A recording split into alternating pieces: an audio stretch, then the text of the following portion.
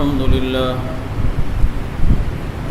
لله رب العالمين، الصلاة والسلام على سيد الأنبياء والمرسلين.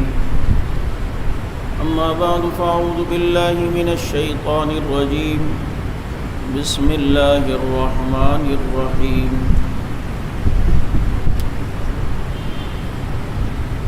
السابقون الأولون من المهاجرين والأنصار والذين اتبعوهم بإحسان رضي الله عنهم ورضوا عنه.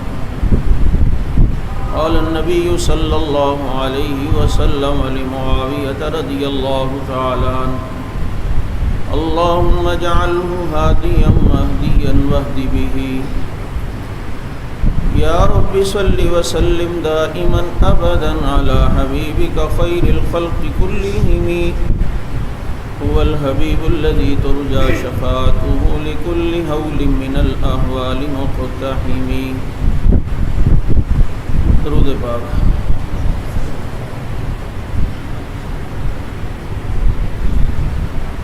واجب الاحترام گرامی قدر سامعین عزیز ساتھیو،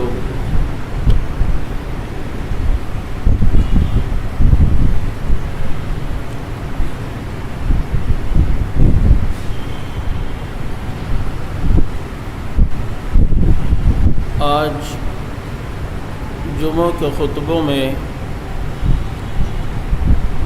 ہم نے علماء سے، خطباء سے اپیل کی کہ سیدنا امیر معاویہ و ابو سفیان رضی اللہ عنہما کی شان پر اور ان کے فضائل اور مناقب پر جمعے کے بیان فرمائیں، تاکہ لوگوں کو ان حضرات کی عظمت کا اندازہ ہو. کیونکہ گزشتہ دنوں جو گستاخیوں کا سلسلہ شروع ہوا، اس میں سب سے زیادہ جنہیں سب و شتم کا نشانہ بنایا گیا وہ حضرت معاویہ رضی اللہ تعالیٰ عنہ ہیں. اور المیہ یہ ہے کہ بجائے گستاخوں کو گرفت میں لانے کے اور ان کے خلاف قانون سازی کرنے کے، ان کی حوصلہ افزائی کی جا رہی ہے اور انہیں پروٹوکول دیا جاتا ہے. اور یہ سمجھا جاتا ہے کہ یہ کوئی معمولی مسئلہ ہے، کوئی ایک مسئلہ ہی نہیں ہے، جبکہ آپ کے علم میں یہ بات ہے کہ اگر حضرات صحابہ کرام پر اعتماد نہ رہا تو دین پر اعتماد نہیں رہے گا.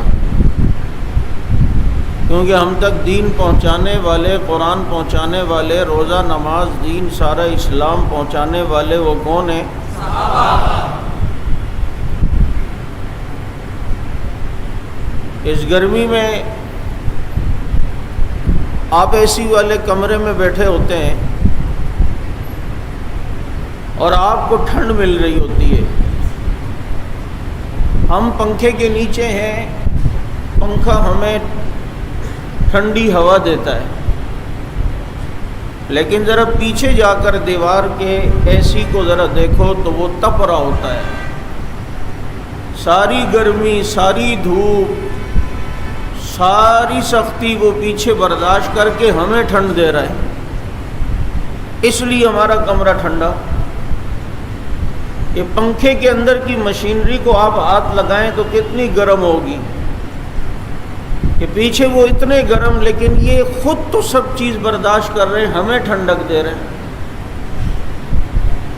یوں ہی کچھ صدیاں پیچھے چلے جائیں، سارے زمانے کی دوڑ دھوپ، سختیاں، پریشانیاں، طوفان، ساری گرمیاں صحابہ نے اپنے پہ سہی، لیکن ہمیں ماں کی گود میں سکون سے کلمہ دیا. میرے دوستو، ہر صحابی جس نے ایمان کی حالت میں پیغمبر کو دیکھا، خدا کی قسم کوئی بھی اس کے مقام اور مرتبے کو نہیں پہنچ سکتا. یہ بات آپ کے علم میں ہونی چاہیے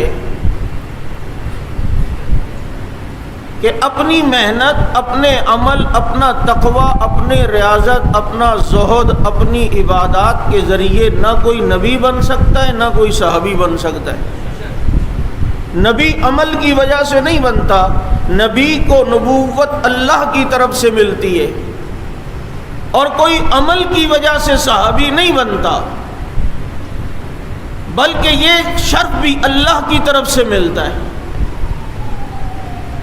ورنہ ایسے صحابہ بھی ہیں جنہوں نے ایک نماز نہیں پڑھی، ٹائم ہی نہیں ملا،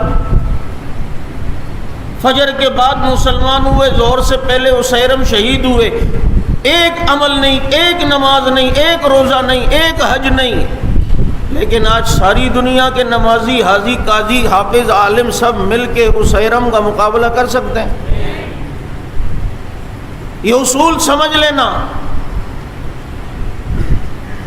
کہ کبھی صحابہ کے عقائد پر بات، کبھی ان کے عمل پہ بات، یہ دو ٹوک بات سن لو۔ ہم نے کسی کو صحابی اس کے عمل کی وجہ سے مانا ہی نہیں ہے، بلکہ اس کو دیدار مصطفیٰ کرنے کی سعادت کی وجہ سے مانا ہے۔ اس لیے کتنے ایسے بھی ہیں جنہوں نے ایک حج نہیں کیا۔ ہمارے ساتھ حج پہ ایک بابا جی تھے، ان کا وہ 22واں حج تھا، اور کتنے صحابہ ایسے ہیں جنہوں نے ایک حج بھی نہیں کیا۔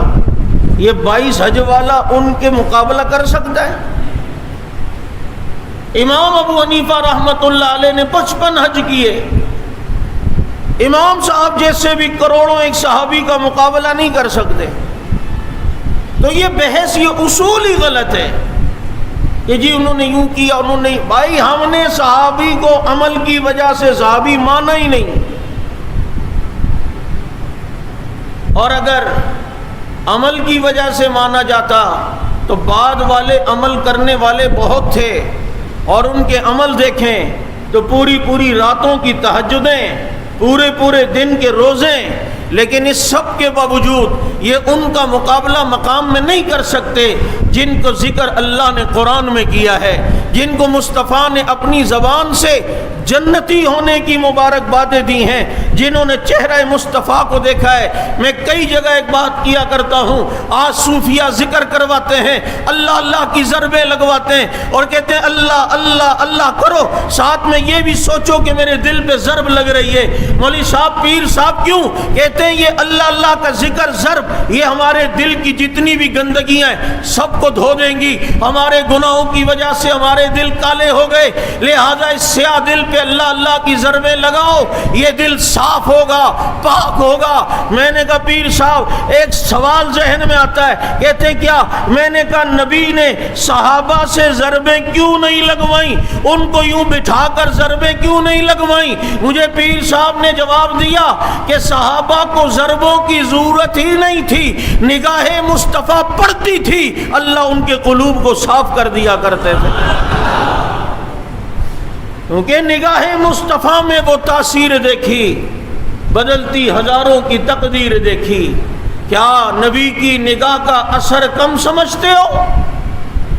جو کبھی چاند پہ پڑے تو اس کے ٹکڑے ہو جائیں، جو مٹھی میں بند کنکر پہ پڑے تو کنکر کلمہ پڑھنے لگے، جو کھڑے ہوئے درخت کی طرف نگاہ مصطفیٰ پڑے وہ بھی زمین چیرتا ہوا نبی کے قدموں میں آ جائے۔ یہ نگاہ نبی میں کیا کم تاثیر ہے کہ کس نے ذروں کو ملایا صحرا کر دیا، کس نے قطروں کو ملایا دریا کر دیا، کس کی حکمت نے کیا یتیموں کو در یتیم اور غلاموں کو زمانے بھر کا مولا کر دیا، خود نہ تھے جو راہ پہ اوروں کے ہادی بن گئے، کیا نظر تھی جس نے مردوں کو مسیحا کر دیا۔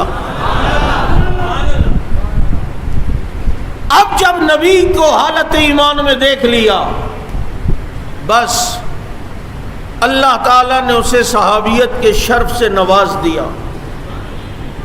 اب یہ صحابیت کا شرف قیامت تک کسی کو نہیں مل سکتا۔ اپنی عبادت، ریاضت، مجاہدہ، نفلیں، ذکر، روزہ، اس کی وجہ سے کوئی چاہے کوئی بھی نہیں بن سکتا. یہ سعادت بزور بازو نیست. یہ اللہ تعالیٰ نے سعادت اگر کسی کی قسمت میں رکھی ہے، وہ دیوانے مصطفیٰ تھے، وہ پروانے مصطفیٰ تھے، وہ چوکیدار مصطفیٰ تھے، وہ پیغمبر کے پہرے دار تھے جن کو نبی کا یار کہا جاتا ہے. ہاں، ان میں پھر اللہ نے قرآن کریم میں یہ بات فرمائی کہ جو فتح مکہ سے پہلے ایمان لائے اور جو فتح مکہ کے بعد ایمان لائے، تو کہا صحابی تو دونوں طبقے ہیں، لیکن جو فتح مکہ سے پہلے ایمان لائے وہ اعظم ہیں، اور جو فتح مکہ کے بعد ایمان لائے عظیم وہ بھی ہیں.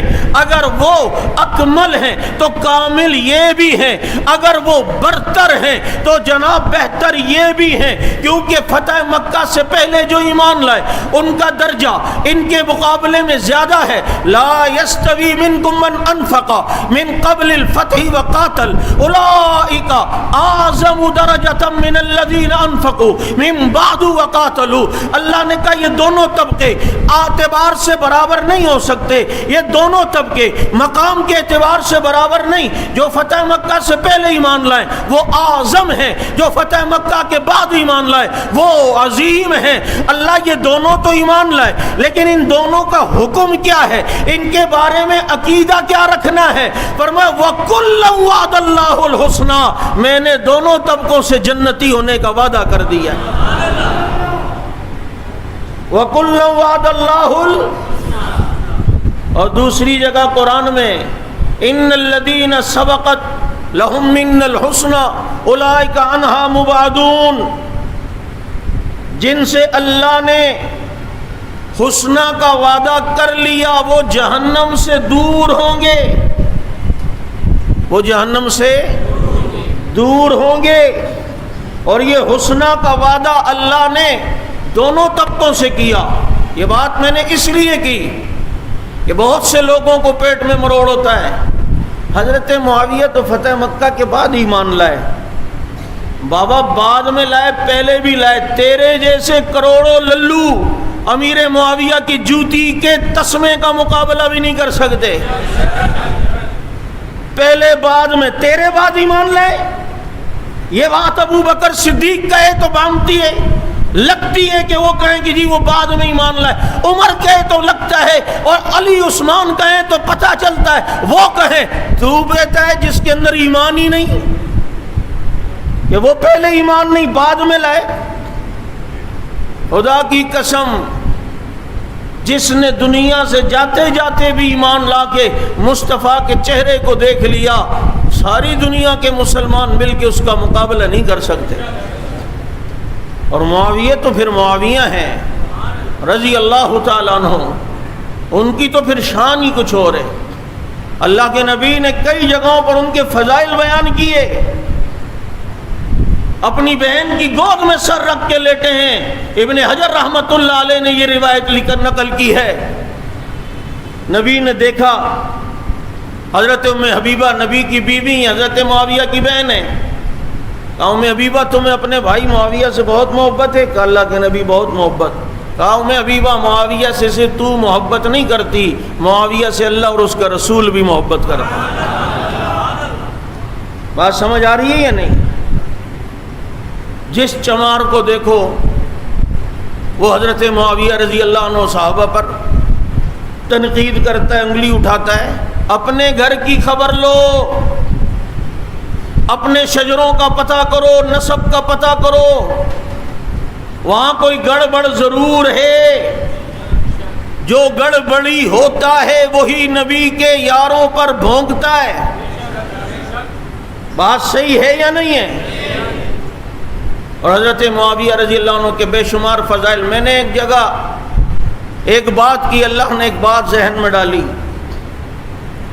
کہ یہ نوٹ کر لو. اگر کسی آدمی نے بعد میں بگڑنا ہو یا مرتد ہونا تھا یا کسی نے بعد میں گڑبڑ کرنی تھی، اللہ کے نبی نے کبھی دنیاوی لحاظ سے بھی اس کی تعریف نہیں فرمائی. اللہ نے تعریف کرنے ہی نہیں دی. دنیاوی لحاظ سے بھی کبھی اس کی تعریف نہیں فرمائی. یا کوئی منافق تھا عبداللہ ابن ابی جیسا یا اور دیگر دوسرے تو کبھی ان کی کوئی فضیلت کوئی تعریف بیان نہیں فرمائی. کیوں؟ اگر بعد میں ان کی پہلے نبی کوئی فضیلت ابھی یہی فرما دیتے یہ بہت اچھا آدمی ہے، تو پتہ ہے بعد میں اس نے مرتد ہو کر یا بگڑ کر یا عقیدہ خراب کر کے اس جملے کو پیش کر کے لوگوں کو بے وقوف بنانا تھا، گمراہ کرنا تھا. وہ کہتا دیکھا بھائی میں تو وہ ہوں جس کی تعریف نبی نے کی ہے، میں تو وہ ہوں جس کی تعریف نبی نے فرمائی ہے. دیکھو نا میری تعریف نبی نے بھی تو کی ہے. اگر میں جس رستے پہ چل رہا ہوں یہ غلط ہوتا تو نبی میری تعریف کیوں فرماتے، نبی میری شان میں کیوں بات کرتے، نبی میری فضیلت کیوں بیان کرتے. یہ بڑا اسلام کا مسئلہ تھا. اور چونکہ یہ آخری مذہب ہے، آخری دین ہے، آخری کتاب ہے، آخری شریعت ہے، آخری نبی ہے، اللہ نے اس کے تمام چیزوں کو دیکھنا تھا. اس لیے کسی ایسے بدبخت یا منافق شخص کی تعریف نبی سے کبھی کروائی نہیں.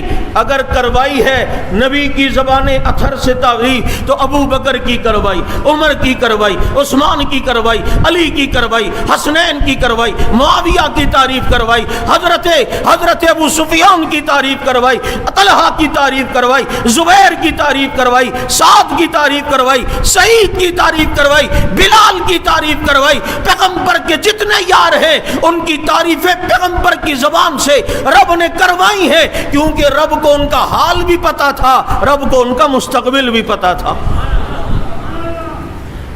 اور حضرت معاویہ رضی اللہ عنہ وہ تو اتنے عظیم انسان، 65 لاکھ مربع میل پر جو اسلام پھیلائے، ان کی یہ خدمات تمہیں نظر نہیں آتی بدبختو. بات کیا لی جاتی ہے؟ وہ فیعۃ الباغیہ تھے. حضور نے فرمایا عمار تجھے فیعۃ الباغیہ قتل کرے گا، باغی گروہ. اور دیکھو نا حضرت عمار حضرت علی کی فوج میں تھے تو وہ شہید ہو گئے، تو قتل تو سامنے والوں نے کیا تھا، تو پتہ چلا یہ باغی گروہ ہے. اس کو لے کر مرزا انجینئر اور دیگر دوسرے بھی کیڑے وہ بات کرتے ہیں. بات سنو، حضرت عمار کو باغی گروہ قتل کرے گا، نبی فرما دیں اور ایسا نہ ہو، یہ ہو نہیں سکتا. لیکن وہ باغی گروہ ہے کون؟ حضرت عثمان کے خلاف جس نے چڑھائی کر کے حضرت عثمان کو شہید کیا، یہ گروہ باغی تھا یا نہیں؟ بولو، یہ گروہ باغی ہے یا نہیں؟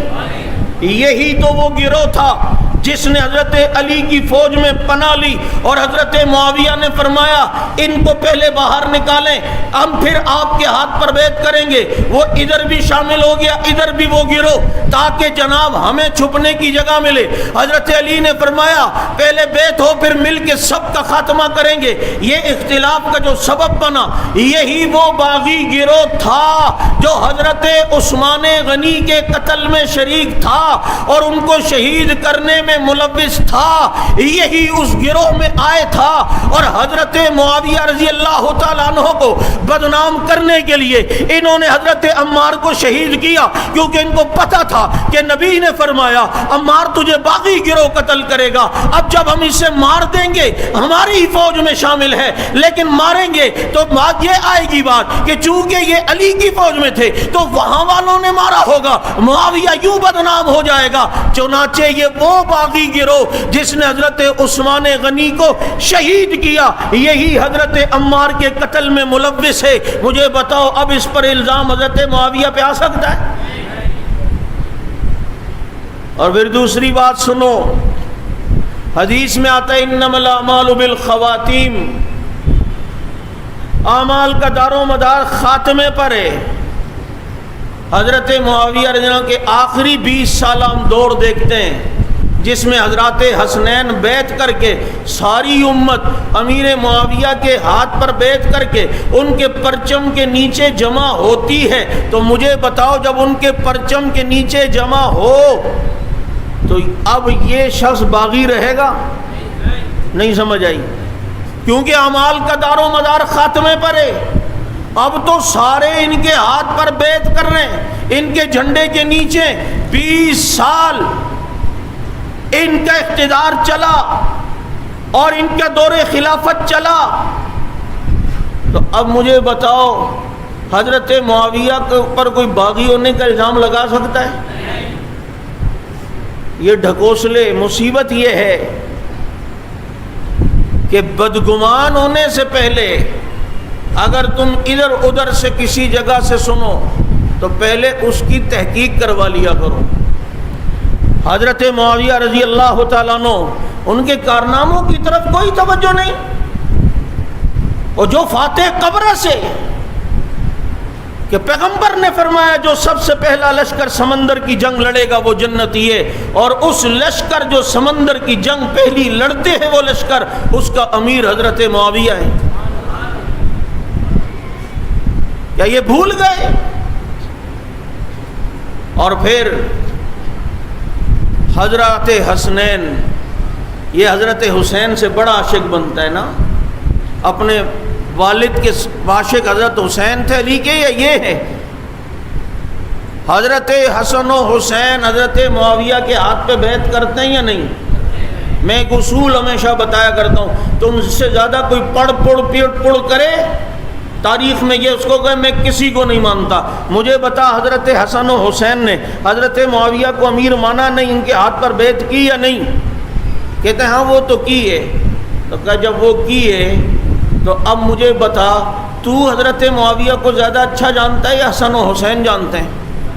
بات ہی ختم، کیونکہ تمہارے یہاں حسن حسین امام ہیں اور ان کا عقیدہ امام معصوم ہوتا ہے، معصوم اس کو کہتے ہیں جو غلطی نہ کرے۔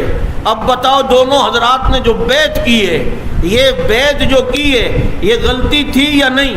اگر کہتا ہے غلطی تھی تو عقیدہ امامت جاتا ہے، اور اگر کہتا ہے غلطی نہیں ہے تو پھر تیری منافقت جاتی ہے۔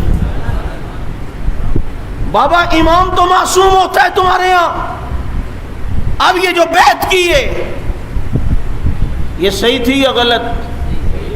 وہ تو آپ کہہ رہے ہیں نا اس سے پوچھ، اگر وہ کہتے صحیح نہیں تھی تو کہ دو اماموں سے تو گناہ اور خطا کا عقیدہ رکھتا ہے اور باقی 10 سے معصومیت کا عقیدہ رکھتا ہے۔ اگر وہ کہ نہیں غلطی تو نہیں تھی، خطا تو نہیں تھی کیونکہ امام معصوم ہوتا ہے، تو کو جس کام میں خطا نہ ہو اس کو ماننے میں عیب کیا ہے؟ اس کو تسلیم کرنے میں برائی کیا ہے؟ اس لیے یاد رکھو حضرت معاویہ رضی اللہ تعالیٰ عنہ، جن کے بہت سارے کارنامے اور بہت سارے فضائل ہیں، اور خدا کی قسم حضرت معاویہ رضی اللہ تعالیٰ عنہ جنہوں نے 64,65,000 مربع میل پر اسلام کے صرف جھنڈے ہی نہیں گاڑے، 19 سال ایسی بے مثال حکومت کر کے گئے کہ دنیا کی نظیر آج اس کی کوئی پیش کر نہیں سکتا ہے، اور انہیں شرف حاصل ہے۔ ان کے والد بھی صحابی ابو سفیان رضی اللہ عنہ، ان کی والدہ حضرت ہند بھی صحابی، ان کے بھائی بھی صحابی، ان کی بہن ام حبیبہ صرف صحابیہ نہیں بلکہ نبی کی بیوی، نبی کی زوجہ ام المومنین، والد بھی ابو سفیان صحابی۔ حضرت ابو سفیان رضی اللہ تعالیٰ عنہ، یہ جواد نقوی جو تم لوگ سمجھتے ہو یہ بہت شریف ہے، یہ کسی کو کچھ نہیں کہتا، ہمارے ملا بھی بہت سارے جاتے نا، یہ بہت اچھا ہے۔ ابے کتا اور بھونکے نا، یہ ہو سکتا ہے؟ تمہیں اتنی بات سمجھ نہیں آتی؟ ابھی اس بدبخت کا کلپ دیکھو، ابو ہریرہ رضی اللہ عنہ کا وہ نقشہ پیش کر رہا ہے کہ وہ ابو ہریرہ کو وہ موجودہ سیاستدانوں کی فہرست میں لا رہا ہے، اس کے منہ سے حضرت عمر کا نام نہیں نکل سکتا۔ خلیفہ دوم نے یوں کیا، ابو ہریرہ صاحب نے نہ حضرت نہ رضی اللہ عنہ، جب وہ ابو ہریرہ کو حضرت نہیں کہتا، عمر کو حضرت نہیں کہتا، تیرے اندر مولوی ایسا کیا کمال ہے کہ وہ تجھے قبلہ اور کعبہ کہہ کے وحدت امت کے نام سے بے وقوف بنا رہا ہے؟ اس کا کلپ دیکھو، حضرت ابو سفیان کے اسلام لانے کا واقعہ ایسے انداز میں پیش کرتا ہے، وہ کلمہ ہی نہیں پڑھ پا رہے تھے، زبان سے ہی نہیں، پھر تیسرے دن جا کے محمد الرسول اللہ نکلا، اور یہ دنیا کو بتا رہا ہے، کیونکہ ابو سفیان صحابی تو بن گئے نا۔ اب اسے ذرا تڑکا لگا کر کہ جناب بڑی مشکل سے اسلام لائے، یہ لائے وہ لائے، بھائی وہ اسی دن کلمہ پڑھ چکے تھے، اگر مشکل سے بھی لائے، جیسے بھی لائے تو صحیح نا۔ ابو سفیان رضی اللہ عنہ معمولی آدمی نہیں ہے، آپ کو پتہ ہونا چاہیے یہ حضرت معاویہ کے والد ہیں، اور نبی نے جب مکہ فتح کیا تو نبی نے فرمایا جو بیت اللہ میں چلا جائے محمد اسے بھی پناہ دے گا، اور جو ابو سفیان کے گھر چلا جائے محمد اسے بھی پناہ دے گا۔ ابو سفیان معمولی آدمی نہیں ہے، یہ بنو امیہ کے وہ چشم و چراغ ہیں کہ جب اسلام لائے تو فتح مکہ کے فوراً بعد حنین کا معرکہ ہوا۔ حضرت ابو سفیان رضی اللہ عنہ، حضرت معاویہ کے بھائی یزید بن ابی سفیان، یہ وہ یزید نہیں ہے، یزید حضرت ابو سفیان کے بیٹے کا نام بھی ہے، جو حضرت معاویہ کے بھائی ہیں یہ یزید بن ابو سفیان، یہ بھی حنین کے معرکے میں تھے۔ حضرت ہند حضرت معاویہ کی والدہ وہ بھی حنین کے معرکے میں تھے۔ اب جو حنین کا معرکہ ہے، اٹھاؤ قرآن کریم نے حنین کے معرکے کا نقشہ کھینچا، اور کھینچتے ہوئے فرمایا کہ حنین کا وہ معرکہ ہے ثم انزل اللہ سکینتہ علی رسولہ وعلی المومنین۔ اللہ کہتے ہیں حنین کے دن اللہ نے سکونت، اللہ نے رحمت، اللہ نے سکینہ، ثم انزل اللہ سکینتہ علی رسولہ، اللہ نے اپنے رسول پر رحمت نازل کی، وعلی المومنین، اور حنین والے دن مومنوں پر اللہ نے، مسلمانوں پر سکینہ نازل کیا، اللہ نے ان پر رحمت نازل کی۔ قرآن نے جس رحمت کا ذکر حنین کے معرکے کے متعلق کیا ہے، اس حنین میں حضرت معاویہ بھی ہیں، اس سکینت اور رحمت میں حضرت ابو سفیان بھی ہیں، ابو سفیان کے بھائی اور والدہ بھی ہیں۔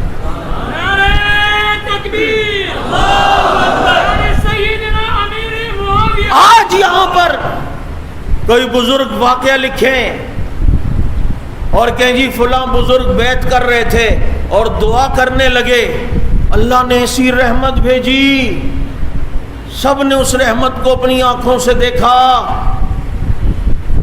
آپ کے دادا، نانا، چاچا، والد میں سے کوئی ہو تو آپ کتنے فخر سے لوگوں کو بتاؤ گے یہ جو کتاب کا اور جس بیعت کا ذکر ہے نا، تو اس میں دیکھا کہ اللہ کی رحمت آ گئی، بارش ہونے لگی، اس میں میرے ابا جان بھی شریک تھے، پتہ ہے اس میں میرے دادا بھی تھے۔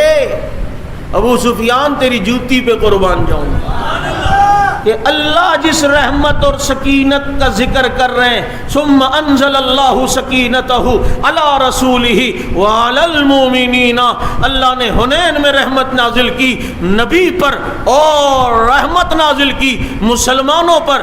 جس رحمت کا ذکر نبی کے ساتھ کیا، اسی سکینت اور رحمت کا ذکر مومنوں کے ساتھ کیا۔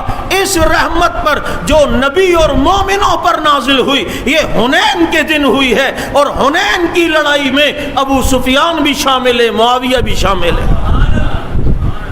کتنی بڑی سعادت ہے۔ اور پھر حنین فتح ہوا، طائف کے لوگ قیدی بن گئے۔ اللہ کے نبی نے جتنے قیدی تھے یہ سارے کے سارے ابو سفیان رضی اللہ عنہ کے حوالے کیے کہ تم نے ان کا خیال رکھنا ہے اور ان کی پہرے داری کرنی ہے۔ یہ سعادت حضرت ابو سفیان کو حاصل، اور کیا سعادت حاصل؟ ابو سفیان رضی اللہ تعالیٰ عنہ یہ جب قبیلہ بنے ثقیف، طائف کا ایک قبیلہ ہے، یہ لوگ آئے بڑی شرائط کے ساتھ مسلمان ہونے کے لیے کہ جی آپ ایسا کریں کہ ہم نماز نہیں پڑھیں گے مسلمان اگر ہوگا، نہیں یہ منظور نہیں ہے۔ کہا اچھا یہ کریں گے، زکوٰۃ نہیں دیں گے، کہا نہیں یہ بھی منظور نہیں ہے۔ پھر تھوڑی دیر بعد آئے اور کہا جی وہ ہمارے علاقے میں جو بت ہے نا اس کو آپ لوگ گراؤ گے نہیں، سارا قبیلہ مسلمان ہوتا ہے۔ نبی نے فرمایا ایسا نہیں ہو سکتا، ایسا تھوڑی ہوگا گڑبڑ والا اسلام کہ بت بھی رہے اور تم کو ہم مسلمان بھی ہوں، ایسا نہیں، یہ گڑبڑ والا نہیں۔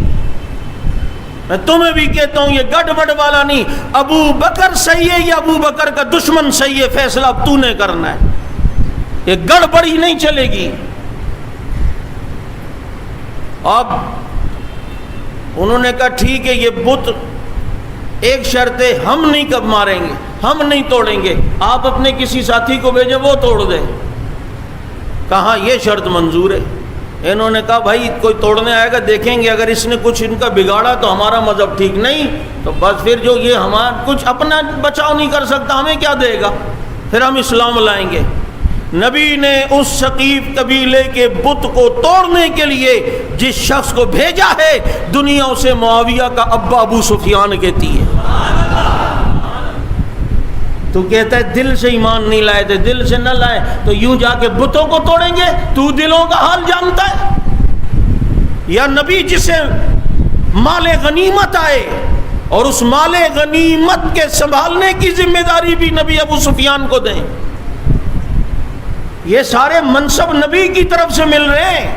آج تجھے یہاں اعظم الطارق یا ضیاء الرحمن فاروقی، علی شیر حیدری ایک ڈنڈا پکڑا کے کہہ دیں آپ باہر دروازے پہ پہرا دیں، تو ساری زندگی خوش رہے گا۔ اور ایک ڈنڈا دے کے حضرت نے مجھے یقین کر پہرے داری پہ بٹھایا تھا، تو ایک ڈنڈا دے کر تجھے دروازے پہ پہرے داری پہ بٹھا دے، تیرا کوئی لیڈر، تیرا کوئی بزرگ، تو ساری زندگی یاد کرتا ہے۔ اور جسے پیغمبر کوئی ذمہ داری دے دیں وہ ابو سفیان کی سعادت نہیں ہے؟ حنین کی جنگ میں ابو سفیان رضی اللہ عنہ کی ایک آنکھ پہ تیر لگا اور آنکھ شہید ہو گئی۔ جب آنکھ نہ رہی، ڈیلا لٹک رہا ہے، نبی کے پاس ہے، اللہ کے نبی یہ میری آنکھ کا کیا ہو گیا؟ فرمایا ابو سفیان اگر کہتے ہو تو دعا کرتا ہوں اللہ آنکھ ابھی صحیح کرے گا، اور اگر صبر کرتے تو اللہ جنت کی آنکھ دے گا۔ جو دل سے ایمان والا نہ ہو نا، مفادی ہو، تو وہ کیا کہے گا؟ اللہ کے پاس کمی تھوڑی ہے، اللہ یہاں بھی صحیح کر دے، جنت بھی دے دے۔ لیکن جب نبی نے یہ فرمایا، ابو سفیان نے فرمایا آقا مجھے دنیا کی آنکھ نہیں جنت کی آنکھ چاہیے، دعا نہیں کروائی۔ اور پھر یرموک کی لڑائی حضرت فاروق اعظم کے دور میں جب ہوئی رومیوں کے ساتھ، بہت خطرناک جنگ یرموک، جس میں دشمن لاکھوں کی تعداد میں اور یہاں 40,000 صحابہ، اور کمان کرنے والے کا نام خالد بن ولید۔ ایمان مضبوط ہونا تو 70، 75,000، 48 ملکوں کو بھی ناکو چنے چبوا دیتے ہیں۔ جاؤ نہ دیکھو ان لوگوں کو کیسی بات کرتے ہیں، صحابہ کو پڑھتے ہیں یہ لوگ، یہ جو افغانستان میں یہ لمبی لمبی پگڑیوں والے آئے ہیں، ان کو کیا طریقہ ہمارے والوں کو بات کرنے کا؟ وہاں سے عرب چینل کی ایک لڑکی یہاں پر، آپ نے دیکھا ہوگا، یہاں کے نمائندے کو آن لائن لیتی اور کہتی ہے دیکھیں جی آپ جو شریعت وہاں نافذ کیا قرآن و سنت کے منافی ہے، ہم جیسے ہوتے نہیں قرآن و سنت کے۔ اب وہ پرکٹی لڑکی آگے سے طالب اس کو جواب کیا دیتا ہے؟ تو ہمیں قرآن سکھائے گی کیا؟ تو سکھائے گی؟ جواب یہی بنتا ہے یا نہیں؟ ابھی جو ایرانی میڈیا نے ان سے گفتگو کی، وہاں کے ایک وزیر سے، واہ جوان تیری پگڑی مجھے مل جائے میرے لیے سعادت ہے۔ وہ ایرانی میڈیا نے کہا وہ جی آپ نے کوئی شیعہ وزیر شزیر نہیں رکھا تو یہ تو اقلیتوں کے ساتھ زیادتی ہے، اور یہ ہم جیسے ہوتے کہ نہیں ایسی بات نہیں، ہم رکھ لیں گے، ہم اس کو باپ بنا لیں گے اپنا، بلکہ دادا بھی بنا لیں گے، جیسے تم لوگوں نے سندھ میں بنایا ہوا ہے، باپ بھی بنایا ہوا ہے، دادا بھی بنایا ہوا ہے، پتہ نہیں اور کیا کیا۔ لیکن وہ آگے سے مجاہد تھا، جب اس کو کہا آپ نے یہاں کوئی شیعہ وزیر نہیں رکھا، یہ تو بات اس پہ چڑھائی کرنے کی نیت سے، آگے سے وہ جواب کیا دیتا ہے؟ کہتا ہے 40 سال سے ایران میں ان کی حکومت ہے، کوئی ایک سنی وزیر انہوں نے رکھا ہے، ہم نے تو کبھی کوئی اعتراض نہیں کیا، تم کیوں اعتراض کرتے ہو؟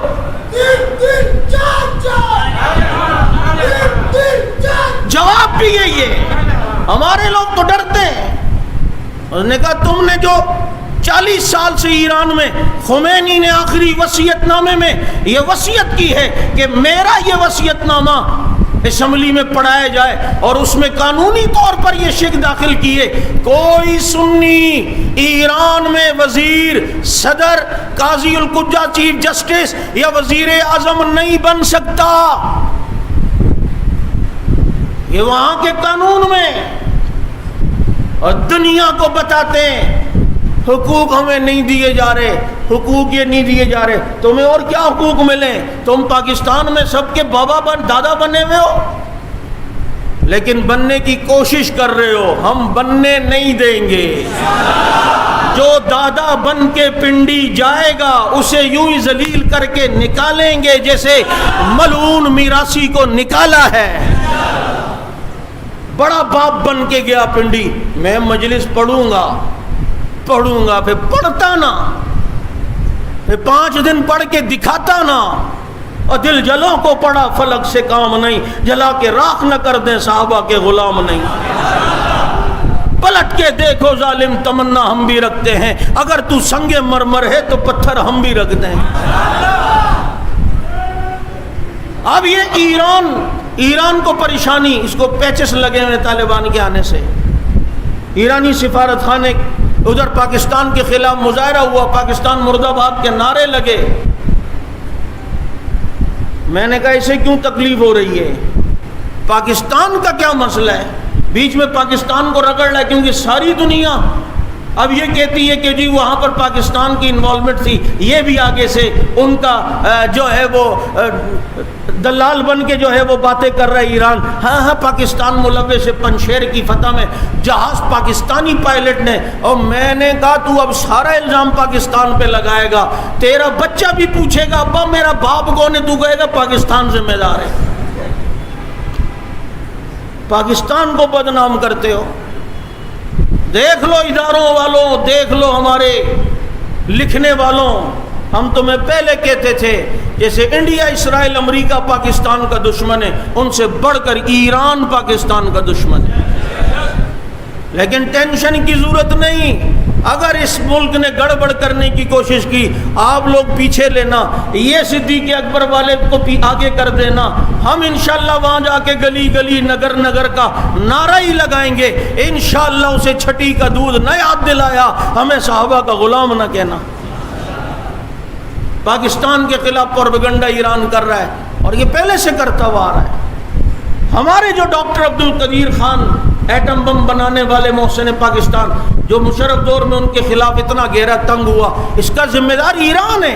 اس نے عالمی میڈیا میں بتایا مجھے ایٹمی ٹیکنالوجی کے کچھ پرزے اور کچھ چیزیں پاکستان نے دی، اس نے پوری دنیا کے دباؤ پاکستان پہ لانے کا ذمہ دار ایران تھا۔